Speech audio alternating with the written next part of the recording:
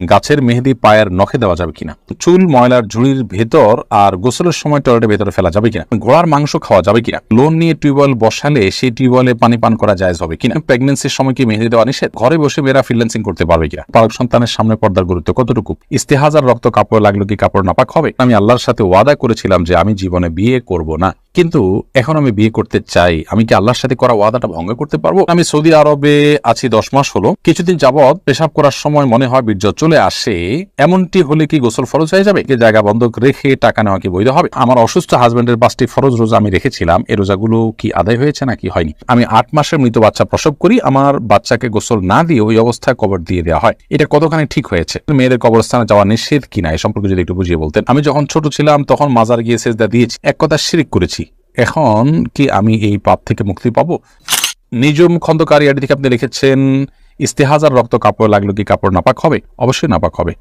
ইস্তেহাজা মানে হলো মাসিকের যে রক্ত মাসিকের সময় পার হয়ে যাওয়ার পরে অসুস্থ মানে সাধারণ মাসিকের বাইরে যে রক্তটা, তো রক্ত সর্বাবস্থায় নাপাক, অতএব সেটি নাপাক হিসাবে বিবেচিত হবে। এমনি মিনারুল ইসলাম আপনি লিখেছেন আমি আল্লাহর সাথে ওয়াদা করেছিলাম যে আমি জীবনে বিয়ে করব না, কিন্তু এখন আমি বিয়ে করতে চাই, আমি কি আল্লাহর সাথে করা ওয়াদাটা ভঙ্গ করতে পারবো। আল্লাহর সাথে কিভাবে ওয়াদা করেছেন আপনি, আল্লাহর সাথে ওয়াদা করা মানে হলো আপনি মনে মনে বলেছেন অথবা আল্লাহকে বলেছেন আল্লাহ আমি করবো না, এই তো এইরকম এটাকে বলে ইচ্ছা, আল্লাহকে আপনার ইচ্ছার কথা জানিয়েছে, তো ইচ্ছার পরিবর্তন হতে পারে, এতে কোনো গুনাহ হবে না এবং এর জন্য আপনার কিছুই করতে হবে, আপনি বিয়ে করে ফেললেই হয়ে যাবে। আর যদি আপনি আল্লাহর কাছে শপথ করে থাকেন যে আল্লাহর শপথ আমি বিয়ে করবো না, তাহলে সেক্ষেত্রে আপনি এখন বিয়ে করলে শপথ ভঙ্গের যে কাফারা সেটা দিবেন, আপনি 3টা রোজা রাখবেন কিংবা 10 জন মিসকিনকে খাদ্য দান করে দিবেন, বাস, তাহলে সেক্ষেত্রে আপনার কাফারা আদায় হয়ে যাবে এবং আপনি বিয়ে করতে পারেন। ঝর্ণা বেগম আপনি লিখেছেন চুল ময়লার ঝুড়ির ভেতর আর গোসলের সময় টয়লেটের ভেতরে ফেলা যাবে কিনা। মানুষের শরীর প্রত্যেকটা অঙ্গই খুবই গুরুত্বপূর্ণ এবং সম্মানীয়, ইসলাম মানুষের শরীরের প্রত্যেকটা অঙ্গকে মর্যাদা দিতে বলে। আল্লাহ সুবহানাহু ওয়া তাআলা বলেছেন ওয়ালাকাদ কাররামনা বানি আদম, আমি আদম সন্তানকে অর্থাৎ মানুষদেরকে মর্যাদা দিয়েছি, সম্মানিত করেছি। অতএব মানুষের শরীরের কোনো অংশ, অঙ্গ, চুল, গোপ অথবা আপনার দাড়ি কিংবা আপনার নখ, এগুলো নোংরা জায়গায় ময়লা জায়গায় ফেলাটা অনুচিত, কিন্তু এটা ফেললে যে কোনো বড় গুনাহ হবে এরকম না, কিন্তু অন্যতম অনুচিত পর্যায়ের গুনাহ। সেক্ষেত্রে এগুলোকে আমরা একত্র করে মাটিতে যেমন পুঁতে ফেলতে পারি বা মাটিতে ফেলে দিলাম মাটির সাথে মিশে গেল, সেটা হতে পারে, কিন্তু নোংরা বা ময়লার সাথে সেটা ফেলাটা অনুচিত কাজ। খান শাহ আলম আপনি লিখেছেন আড়ি থেকে জায়গা বন্ধক রেখে টাকা নেওয়া কি বৈধ হবে। জায়গা বন্ধক রেখে আপনি যদি টাকা নেন তাহলে সেটা বৈধ হবে, কিন্তু যদি টাকাটা নেওয়ার পর আপনার অতিরিক্ত টাকা আপনাকে দিতে হয়, সুদও দিতে হয় পাশাপাশি, তাহলে সেটা হারাম হবে। অর্থাৎ বন্ধক নেওয়া বন্ধক রেখে টাকা নেওয়া এটা মৌলিকভাবে জায়েজ বিষয় এবং কোরআনে সেটা করতে বলেছে। লোন নিলেন কোনো কিছু বন্ধক রেখে, কিন্তু আপনি টাকাটা যখন ফেরত দিতে যাবেন তখন টাকা আপনাকে অতিরিক্ত সুদ হিসাবে দিতে হবে, এটা যদি হয় তাহলে সেটা গুনাহের কথা। আবার যে জায়গা বন্ধক রেখেছেন তিনি যদি সেই বন্ধকের জায়গাটা ভোগ করেন তাহলে তিনি গুনাহগার হবেন। সেক্ষেত্রে আপনি টাকা যা নিয়েছেন তাই ফেরত দিবেন, এরকম যদি হয় তাহলে সেক্ষেত্রে আপনার কোনো গুনাহ হবে না। এমনি হাবিব আপনি লিখেছেন আমি সৌদি আরবে আছি 10 মাস হলো, কিছুদিন যাবৎ পেশাব করার সময় মনে হয় বীর্য চলে আসে, এমনটি হলে কি গোসল ফরজ হয়ে যাবে। যদি বীর্য বলতে যেটাকে বোঝানো হয় গাঢ় পদার্থ বের হয় এবং সেটা আপনার বের হওয়ার সময় খাহেশ বা তৃপ্তি অনুভব হয় তাহলে সেক্ষেত্রে গোসল ফরজ হবে। আর যদি সেরকম কোনো তৃপ্তি ইত্যাদি অনুভব না হয় বরং এমনিতে বের হয়ে আসে তাহলে এটা এক ধরনের রোগ, এর কারণে গোসল ফরজ হবে না, আপনি উযু করে নেবেন এবং অপবিত্র জিনিসগুলোকে পবিত্র করে ফেলবেন, ব্যাস। আইরিন শিকদার লিখেছেন প্রেগন্যান্সির সময় কি মেহেদি দেওয়া নিষেধ, না এমন কোনো কথা নেই, মেহেদি সর্বাবস্থায় দিতে পারেন, প্রেগন্যান্সির সময় দিতে পারেন, অন্য সময় আপনি দিতে পারেন।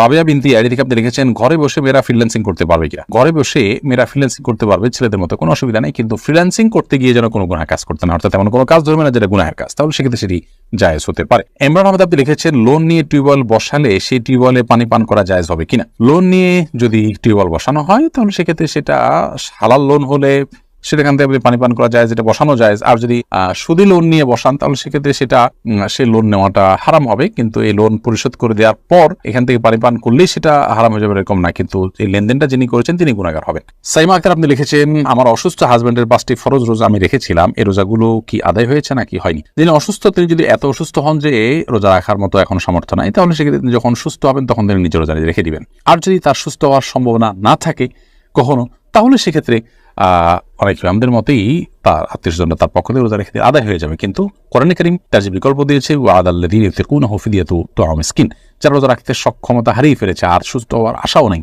বার্ধক্যজনিত কারণে, অনেক বয়স হয়ে গেছে রোজা রাখতে পারে না, তাহলে সেক্ষেত্রে তাদের প্রত্যেকটা রোজার জন্য একজন করে মিসকিনকে খাদ্য দিলেই দায়িত্ব আদায় হয়ে যাবে ইনশাআল্লাহ তাআলা। সাদিয়া ইসলাম প্রিয়া আপনি লিখেছেন মেয়েদের কবরস্থানে যাওয়া নিষেধ কিনা, এই সম্পর্কে যদি একটু বুঝিয়ে বলতেন। দেখুন, মেয়েদের কবরস্থানে যাওয়া নিয়ে আমাদের দুটি মত আছে। অনেক উলামা ইকরাম বলেছেন মেয়েরা কবরস্থানে যাবে না, গেলে গুনাহ হবে। অনেক উলামা ইকরাম সেটিকে অনুমোদন করেছেন। মূলত হাদিসে আসছে নবী সাল্লাল্লাহু আলাইহি ওয়াসাল্লাম নারীরা অতিরিক্ত কবর জিয়ারত করে যারা, তাদের প্রতি লানত বর্ষণ করেছেন।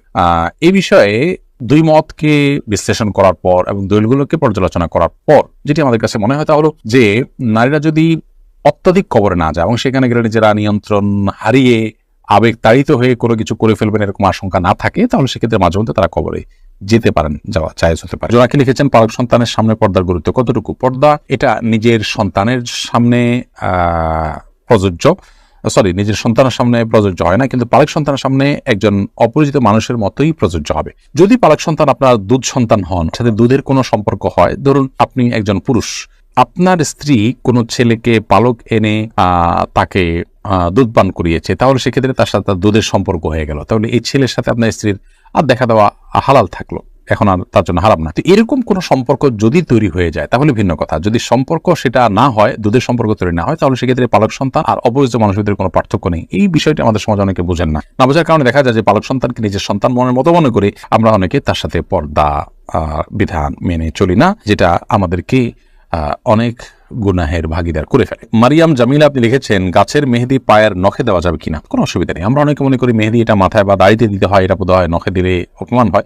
দাড়িতে বা চুলে আমরা তো তেলও দিই, তাহলে আমরা কি সেটা নখে দিব না? অতএব এগুলো আমাদের নিজেদের বানানো বিভিন্ন রকমের কুসংস্কার জন্য বিশ্বাস এবং মনগড়া কথা। কন্যাদের সাথে কোনো সম্পর্ক নেই। আমরা মেহেদি মাথায় বা মাথার চুলে কিংবা দাড়িতে যেরকম দিতে পারি, ঠিক একইভাবে হাতে কিংবা পায়ের নখেও দিতে পারি, কোনো অসুবিধা নেই। যদিও এটা মেয়েদের জন্য, মেয়েরা এটা দিয়ে সৌন্দর্য বর্ধন করবেন সেটাই সুন্নাহ। পুরুষদের জন্য এটা দেওয়াটা সুন্নাহ না, বিশেষ করে হাতের নখে, হাতে পায়ে নখে ইত্যাদিতে। চুলে বা দাড়িতে পুরুষরা দিতে পারে, কিন্তু হাতে পায়ে মেহেদি পরা এটা দেওয়া এটা মেয়েদের জন্য সুন্নাহ। নবী সাল্লাল্লাহু আলাইহি ওয়াসাল্লামের সময় মেয়েরা হাতে পায়ে মেহেদি দিতেন, কিন্তু পুরুষ কোনোদিন দিতেন না, এবং তিনি মেয়েদের এবং ছেলেদের হাতের পার্থক্য বুঝতেন হলো মেহেদি দিয়ে। আখতার তাহা এআইডি থেকে আপনি রেখেছেন আমি 8 মাসের মৃত বাচ্চা প্রসব করি, আমার বাচ্চাকে গোসল না দিয়ে ওই অবস্থায় কবর দিয়ে দেওয়া হয়, এটা কতখানি ঠিক হয়েছে?